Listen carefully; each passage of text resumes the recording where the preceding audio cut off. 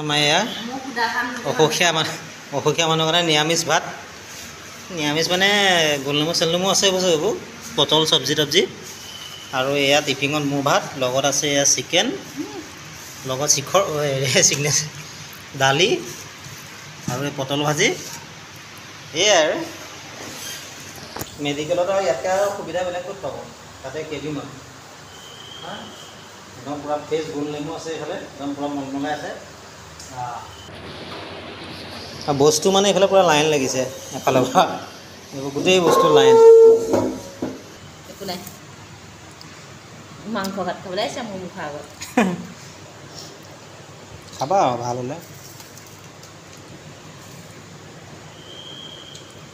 মই একচুৱেলি এই টিফিনত ভাত খাই বৰ অশান্তি পাওঁ মই সেইকাৰণে গৈছিলোঁ খালত বৰ দাঁত বনাইছে দালিটো ঠাণ্ডা পানীহে উলিয়াইছোঁ ঠাণ্ডা পানী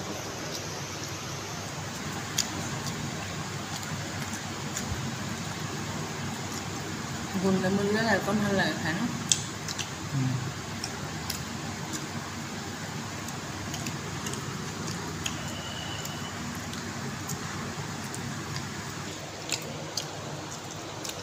বহুত ধুনীয়া টিফিনটো দ নহয়নো বহুত কললৈকে আছে ভাত কমিছেনে ভাত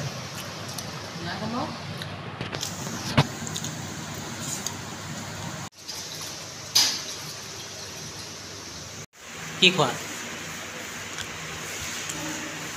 ভোকটো খুব লাগিছে ন এতিয়া মেৰিগ'ল্ড এইকেইদিন একো খাবলৈ খোৱা নাছিলে যে অকণ খিচিৰি খাই আছিলে এতিয়া পূৰা ভোক লাগিছে কি বনাব জলপান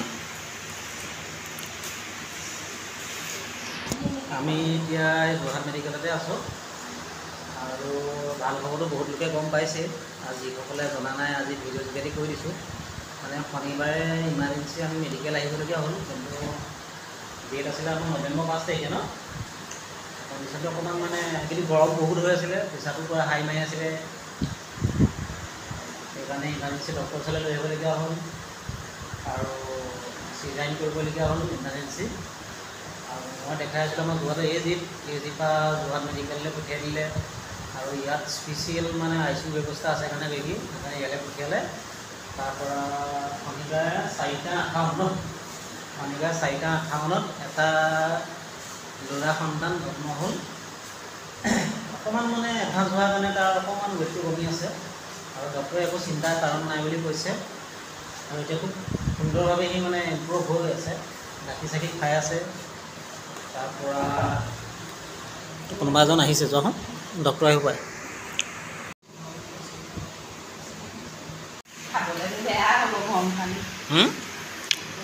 খোৱা এনেকৈ খাই দিয়া ভোক লাগিলে যি টি খাব লাগে খোৱা এতিয়াতো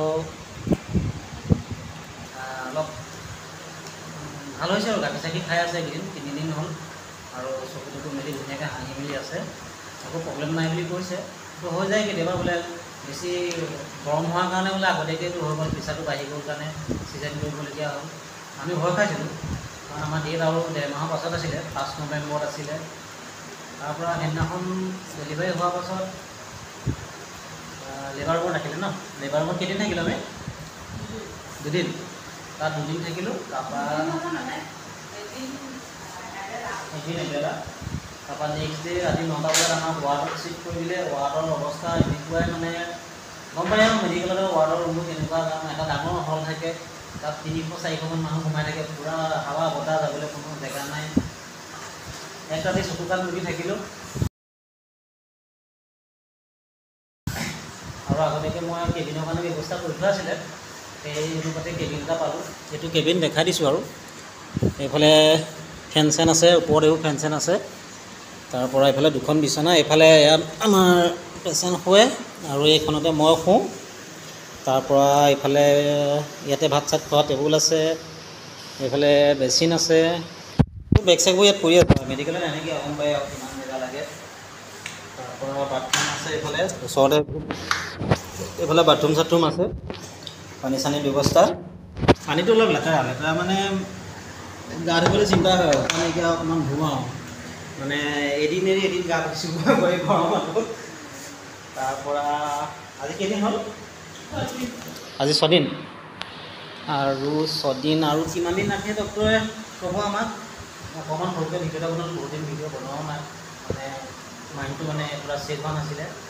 আজি অলপ মনটো ভাল লাগিছে কাৰণে অকণমান 2-এষাৰ কথা পাতিছোঁ। আমাৰ মাকে কি ক'ব?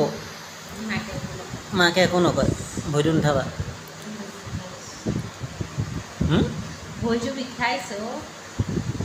কথা এটা কৈ আছোঁ। মই ফটো মাৰিব খোজা বুলি আছিলোঁ, দিগদাৰ। শনিবাৰ দিনাখন মানে আমি বৃহস্পতিবাৰে দিনা সেনেকৈ কিনে গৈছিলোঁ বৃহস্পতিবাৰে আহিছিলোঁ চেকআপত আহিছিলোঁ। চেকআপত আহি পেলাই আমি ঘৰলৈ গ'লোগৈ।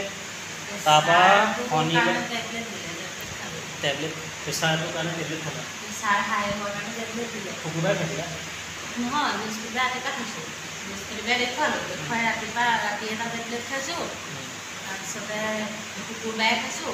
শুকুৰবাৰে খাই তুমি গৈছা, যোৱাৰ পিছত আমাৰ ভাল। তাৰপৰা 2টামান বজাৰ পৰা মোৰ মানে মুভমেণ্ট পোৱা নাই, হেৰি পোৱা নাই, বেয়া লাগিল ন। বেয়া লাগি আকৌ মই আমাৰ ওচৰৰ হস্পিটেলত হাৰ্টবিটটো চেক কৰি আহিলোঁ। চেক কৰি আহি ৰাতিটো থাকি পিছদিনা শনিবাৰে 7:30 বজাত আমি এজি নাৰ্ছিং হোম আহিলোঁ। যে আমি অচ্যুত কুমাৰ দাস ছাৰক আমি দেখাই আছিলোঁ এজিত। বহুত ভাল ডক্টৰ, চবেই কৈ থাকে আৰু আমি কৈছোঁ আৰু আমি কাৰণ এক্সপিৰিয়েঞ্চ ফালৰ পৰা কৈছোঁ। খালি হঠাতে মানে এইটো কেছ হৈ যোৱাৰ কাৰণে ছাৰে ৰিস্ক ল'বলৈ বেয়া পালে। তাত মানে ICU ব্যৱস্থাটো ICU মানে কাৰণে মেডিকেলটো বেষ্ট বুলি ক'লে, সেইকাৰণে ইয়ালৈ আমাক পঠিয়াই দিলে। আৰু চিজাইনটো কৰিছিলে মুকুট দাস ন, ডক্টৰ ছাৰৰ আণ্ডাৰতে পঠিয়াইছে, ডক্টৰ মুকুট দাসৰ লগত কণ্টেক্ট কৰি। তাৰপৰা এওঁ অপাৰেশ্যন কৰি থাকোঁতে কি বুলি কৈছিলে?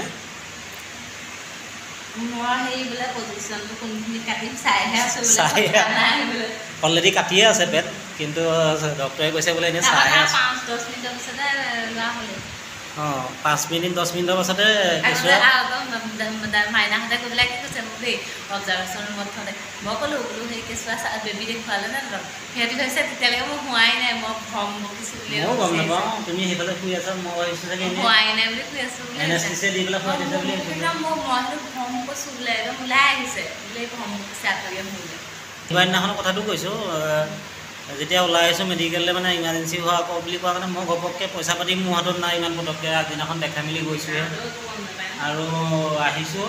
তাৰপৰা যেতিয়া কৈছে বোলে এইটো আল্ট্ৰাচাউণ্ড কৰিব লাগিব, কিবা কৰিব লাগিব, আৰু মানি বেগটো চাইছোঁ 200 টকা এটা সোমাই আছে। মাত্ৰ 200 টকা লৈ কেঁচুৱা বাপেকি হ'বলৈ ওলাই আহিছিলোঁ। ইমানেই মই ধনী মানুহ, মাত্ৰ 200 টকা। তাৰপৰা মোৰ লগৰখিনিতো আছেই, গম পায়, তেওঁলোকে বহুতখিনি যথেষ্টখিনি হেল্প কৰিছে, নাম নকওঁ মই কাৰো। আৰু সকলোৱে যথেষ্টখিনি সহায় কৰাৰ বাবে বহুত বহুত ধন্যবাদ। আৰু এতিয়াও খা খবৰ লৈয়ে আছে, কিবা যদি প্ৰব্লেম হয় ক'বলৈ কৈছে। বৰ্তমান একো হোৱা নাই অসুবিধা। যিমানখিনি মানে ভাবিছিলোঁ অসুবিধাত পৰিম বুলি, তাতকৈ বেছি সুবিধাহে পাইছোঁ। ইয়াত কেবিনত আছোঁ, গভৰ্ণমেণ্ট মেডিকেল কলেজত কেবিন এটা পাবলৈ কিমান টান সেইটো সকলোৱে জানে।